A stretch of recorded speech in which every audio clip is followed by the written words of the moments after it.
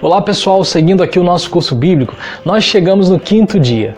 E disse Deus, produzam as águas abundantemente répteis de alma vivente e voem as aves sobre a face da expansão dos céus. E Deus criou as grandes baleias e todo réptil de alma vivente que as águas abundantemente produziram conforme as suas espécies, e toda ave de asas conforme a sua espécie. E viu Deus que era bom. E Deus os abençoou dizendo, frutificai e multiplicai-vos e enchei as águas nos mares e as aves se multipliquem na terra. E foi a tarde e a manhã, o dia 5º.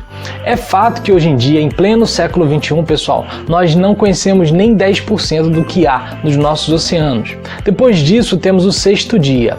E disse Deus, produz a terra alma vivente conforme a sua espécie, gado e répteis e bestas feras da terra conforme a sua espécie. E assim foi. E fez Deus as bestas feras da terra conforme a sua espécie, e o gado conforme a sua espécie, e todo réptil da terra conforme a sua espécie. E viu Deus que era bom. E disse Deus, façamos o homem à nossa imagem conforme a nossa semelhança, e domine sobre os peixes do mar, e sobre as aves dos céus, e sobre o gado, e sobre toda a terra, e sobre todo o réptil que se move sobre a terra. E criou Deus o homem à sua imagem, a imagem de Deus o criou, macho e fêmea os criou. E Deus os abençoou, e Deus lhes disse, frutificai e multiplicai-vos, enchei a terra e sujeitai-a, e dominai sobre os peixes do mar, e sobre as aves dos céus, e sobre todo animal que se move sobre a terra. Só para nós já começarmos a compreender aqui o significado do número 666, observe o texto bíblico. Aqui há sabedoria. Aquele que tem entendimento calcule o número da besta, porque é número de homem, e o seu número é 666. Chamo a atenção de vocês para o trecho porque é número de homem. E por que é número de homem, pessoal? Porque o homem foi criado no 6º dia.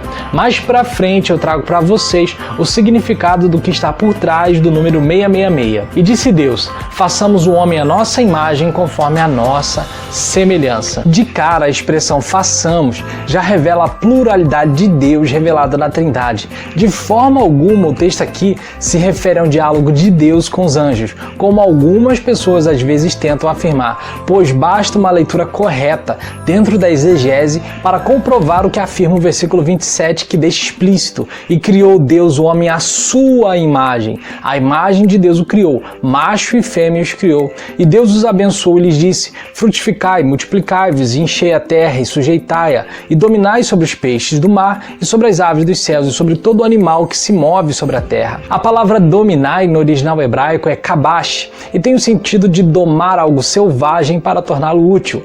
Como seres criados à imagem e semelhança de Deus, temos a missão de governar sobre a terra. Além da palavra dominai, a palavra sujeitar no original hebraico é a palavra hadá, cujo significado é o de governar, de prevalecer, no sentido de mordomia e não de tirania.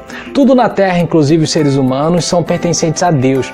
Nós recebemos a autoridade e governo sobre a terra para administrar com responsabilidade tudo aquilo que pertence a Deus. Infelizmente, a humanidade muito raramente exerce governo ou autoridade de acordo com o mínimo dos padrões bíblicos. A natureza criada aguarda com grande expectativa que os filhos de Deus sejam revelados, pois ela foi submetida à futilidade não pela sua própria escolha, mas por causa da vontade daquele que a sujeitou, na esperança de que a própria natureza criada será libertada da escravidão, da decadência em que se encontra, para a gloriosa liberdade dos filhos de Deus.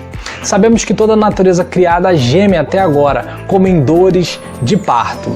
A criação do homem possui aspectos misteriosos que muitas pessoas já tentaram interpretar. Por exemplo, em Gênesis 1:27, Deus cria o homem e o texto bíblico diz, macho e fêmea os criou. Mas em Gênesis 2:18, o homem está sozinho. Como isso pode ser explicado, pessoal? Como esse é um curso teológico, eu preciso passar para vocês algumas teorias e, por fim, eu falo do que realmente acredito. Alguns rabinos dizem que em Gênesis 1:27, Deus teria criado Adão como um ser que, ao mesmo tempo, teria sido macho e fêmea. Eu, particularmente, não acredito nisso. Outras pessoas acreditam que, no início, Deus teria criado Adão e Lilith. O manuscrito milenar Ben Sira diz, depois que Deus criou Adão, que estava sozinho, ele disse, não é bom que o homem esteja só. Ele então criou uma mulher para Adão da terra, como ele havia criado o próprio Adão, e chamou-a de Lilith. Adão e Lilith imediatamente começaram a brigar. Lilith disse: "Por que devo deitar-me embaixo de ti?" Mas eles continuaram a brigar, até que Lilith pronunciou o nome inefável e voou para o ar. Naquele mesmo tempo, Deus enviou 3 anjos para trazê-la de volta. Os 3 anjos insistiram que ela voltasse e ameaçaram afogá-la.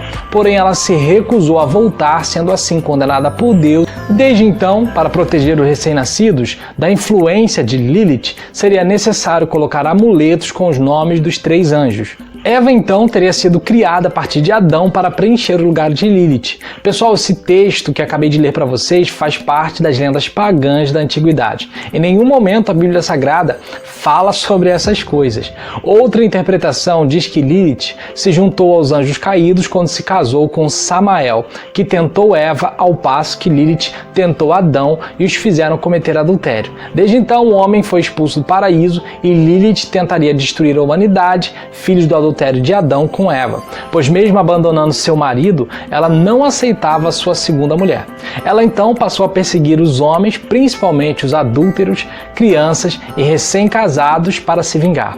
Outras histórias referem-se a ela como surgida das trevas, como um demônio do mar e não como igual ao homem. Na Suméria e na Babilônia, ela, ao mesmo tempo que era cultuada, era identificada com os demônios e espíritos malignos. Seu símbolo era a lua, pois assim como a lua, ela seria uma deusa de fases boas e ruins. É visível ainda hoje esse sincretismo em várias religiões e seitas. Alguns estudiosos assimilam ela a várias deusas da fertilidade, assim como deusas cruéis devido ao sincretismo com outras culturas. Algumas vezes ela se utilizaria da água como uma espécie de portal para o seu mundo.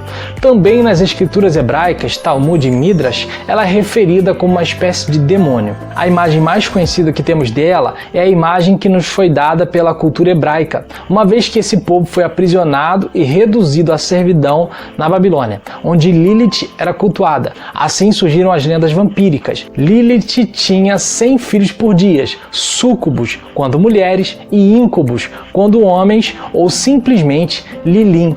Eles se alimentavam da energia desprendida no ato sexual e de sangue humano. Também podiam manipular os sonhos humanos, seriam geradores das poluições noturnas. Uma vez possuído por uma súcubo, dificilmente um homem conseguiria sair com vida. Há certas particularidades interessantes nos ataques de Lilith, como o aperto esmagador sobre o peito, uma vingança por ter sido obrigada a ficar por baixo de Adão, segundo os relatos católicos medievais. Ao mesmo tempo que hoje ela representa as feminazes com a pseudo-liberdade sexual feminina, ela também representa a castração masculina. Recentemente nós vimos um caso no Brasil de 2 mulheres que castraram uma criança. Pensa-se que o relevo Burney, um relevo sumério, represente Lilith. Muitos acreditam também que há uma relação entre Lilith e Inanna, deusa suméria da guerra, da lua e do prazer sexual. Algumas vezes Lilith é associada como a deusa grega Hécate, a mulher escarlate, uma deusa que guarda as portas do mundo inferior, montada em um enorme cão de 3 cabeças chamado Cérbero. Hécate, assim como Lilith, representa na cultura grega a vida noturna e a rebeldia da mulher sobre o homem.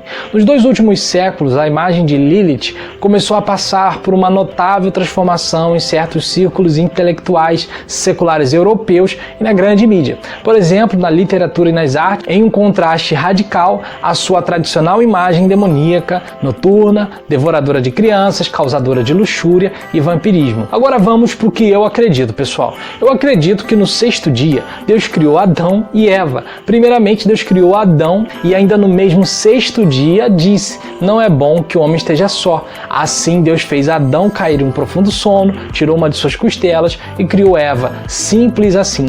Lilith, pessoal, é um ser mitológico como os demais demônios. O nome Lilith surge em Bíblias antigas no texto de Isaías 34:14. As versões modernas trazem a expressão animais noturnos, enquanto que algumas versões antigas trazem a palavra Lilith. Para mim, Lilith existe, mas não como a primeira mulher de Adão, e sim como um de vários demônios que se rebelaram contra Deus na rebelião dos anjos liderados por Lúcifer.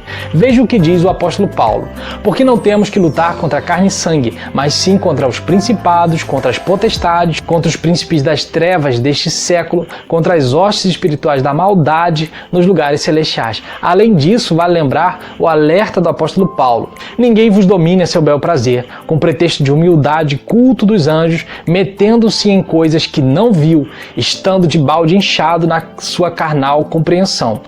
Tende cuidado para que ninguém vos faça presa sua, por meio de filosofias vãs, sutilezas, segundo a tradição dos homens, segundo os rudimentos do mundo, e não segundo Cristo. As coisas encobertas são para o Senhor nosso Deus, porém as reveladas são para nós e para os nossos filhos, para sempre, para cumprirmos todas as palavras desta lei. E outro ponto importante é que muitos cristãos relatam estar dormindo e de repente sofrem forte esmagamento no peito. Outros têm sonhos de cunho sexual com poluição noturna. Se você sente esmagamento no peito durante a noite, procure um médico e também repreenda todo tipo de ação maligna em nome de Jesus. Tem crente que só racionaliza e não tem discernimento espiritual. Nós precisamos ter equilíbrio ao lidar com essas coisas. Tem gente debaixo de tantos sonhos sexuais que muitos líderes cristãos nem sabem mais o que fazer, mas é só você tomar posse da palavra de Deus e repreender esses ataques espirituais. E disse-lhes: eu vi a Satanás como um raio cair do céu. Eis que vos dou poder para pisar serpentes e escorpiões e sobre toda a força do inimigo, e nada vos fará dano algum. Galera, curte, compartilha, comenta, ativa o sininho aí para você que está no YouTube receber as notificações. Você que está no Instagram, segue com a gente para a gente sempre fortalecer e a gente está acrescentando cada vez mais conteúdo para vocês. Um forte abraço, até o próximo vídeo. Valeu!